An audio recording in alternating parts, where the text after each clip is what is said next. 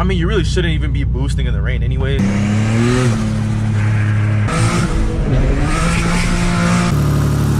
It's ugly as shit. Alright y'all, so here it is. Another attempt to try to make a video about driving this car in the rain. So for the past like year now, this thing has had a rear or mid-mounted turbo. Just turbo that's close to the floor, not in the engine bay, you know, like how it's supposed to be.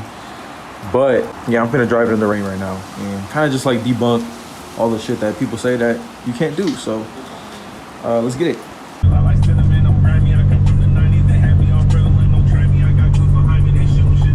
So the last time I actually tried to film this video, it just randomly stopped raining and it got sunny all of a sudden. I was like, oh nah, bro. But at the time I was at a rear mount setup, and now I'm at a mid mount setup, and the mid mount actually sits lower to the ground than the rear mount does.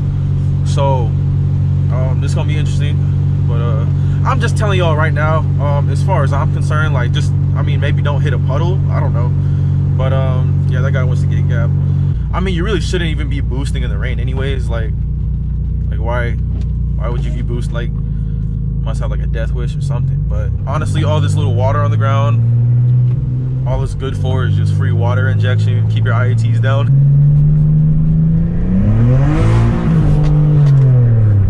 I don't know if y'all saw that. I don't know if the boost gauge was visible, but I barely got into boost, and it's not, yeah, it's not happening. It's not even close.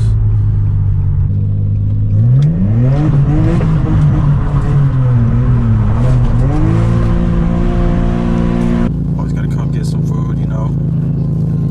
But yeah, that was a fail. That was hella embarrassing, but I guess I'm just not used to the power. Maybe these tires are shot too. You know what? I probably should have checked the tires before I left the house. But yeah, as you can clearly see, I'm just doing just fine for daily driving. Hey, hold on. The sky is looking nice though. It looks even nicer behind us, but hold on.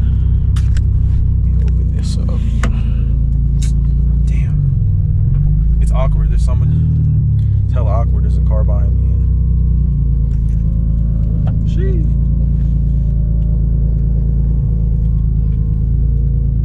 Ah, how y'all doing, man? I'm doing alright.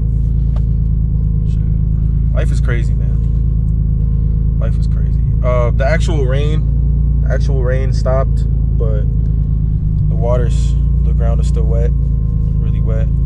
Getting a lot of puddling and a lot of flooding. Some parts of the city like to flood a lot, but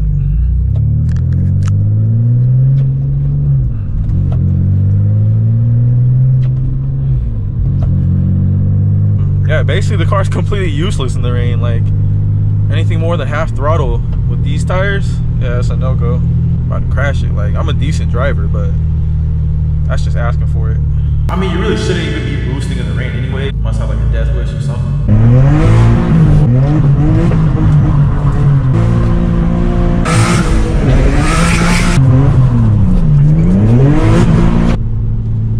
I had another video coming too. I think somebody DM'd me. They asked me to do a cost breakdown video, but I lost the footage. I have no idea where the footage went. I'm not sure.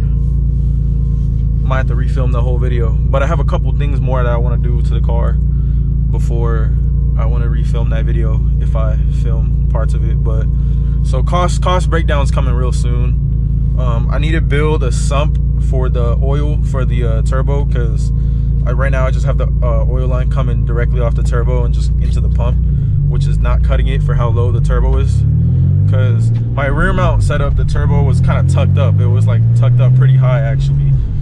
But this mid mount setup, the turbo is like so close to the ground. Like, yeah, gravity not your friend in that situation. So, and then I want to put one more muffler. I don't know, in the video the car probably doesn't seem that loud, and it's really not, especially on a rainy day. But I just want to put one more muffler. I'm not trying to get state reffed again. Like, I'm really not trying to get state reffed again, and I'm trying to hear my music like bass frequencies, because the bass frequencies clash with the exhaust, and it's just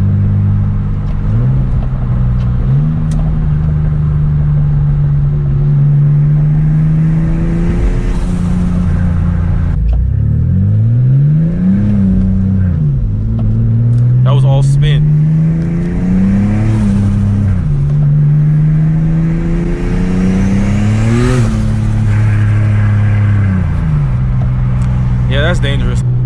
I had like a crackle map or something just to keep some of y'all entertained.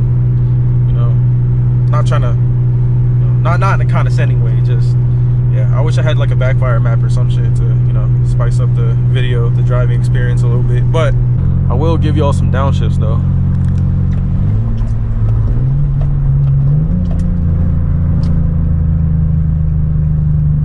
Heel toe.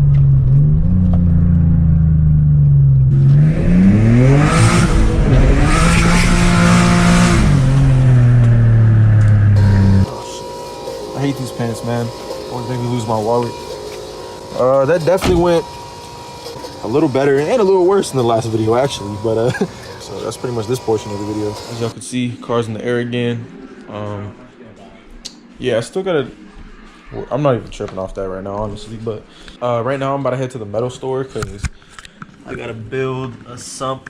I gotta build a sump for the turbo, underneath the turbo, so the oil can drain into it. I was gonna make one. I started making one, but I realized that it's just gonna be a box, like a rectangular prism. So I'm just gonna buy some square tubing and then just weld the ends closed and then weld my fittings onto there, and that'll be my oil sump for the turbo.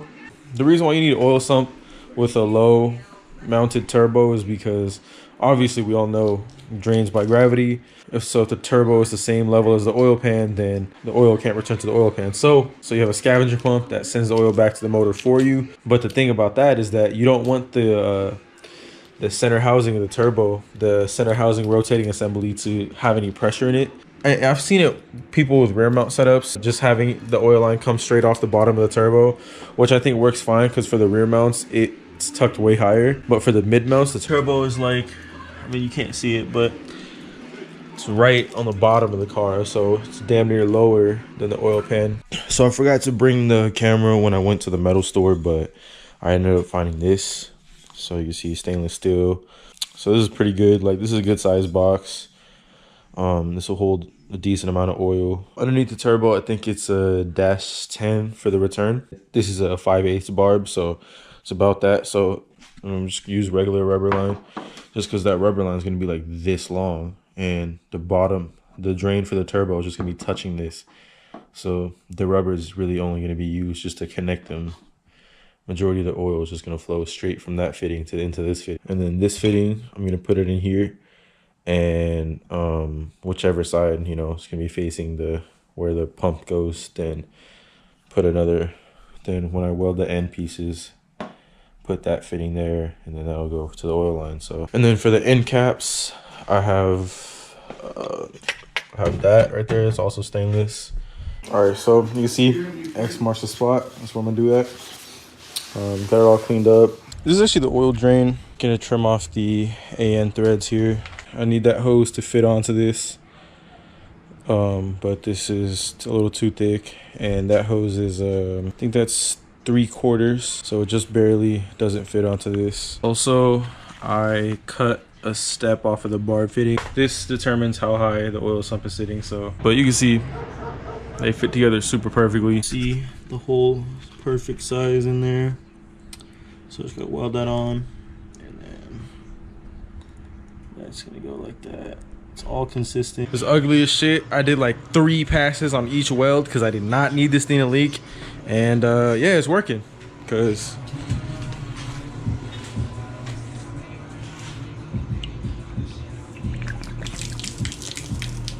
so yeah, it doesn't leak. Done. It's done. So I'm about to jam that oil line into here, clamp that on. So there's the box right there. You can see it's directly into the turbo. Oil line goes back to the pump, and pump sends it back into the motor. Yeah, it does sit a little bit low. You can see it sits underneath, but I mean the low point of this is the parallel to like the low point of this box right here, and you can see these threads, pristine condition. So I mean, overall, in general, this whole kit and my car as a whole, it doesn't scrape on anything. So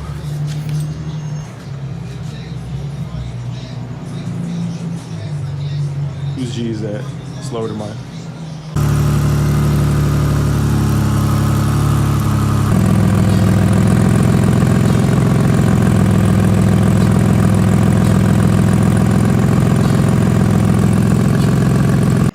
I think my turbo might actually be blown, because I just seen oil stream just coming down from the back of the compressor. So I think that shit's blown. It works fine though, so we'll see if it stops smoking. I'm gonna go for first drive next video.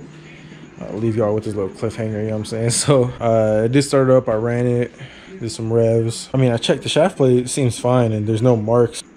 Worst case scenario, thing's blown. Just chilling though. And generic eBay turbos are pretty like these eBay whole sets are A1, but we'll see. But it doesn't matter because I'm still gonna drive it. Turn the boost down like half a psi, just a little half turn. So I think it should be at like 4 psi. It might peak at 5, but it should be at like 4 psi for sure.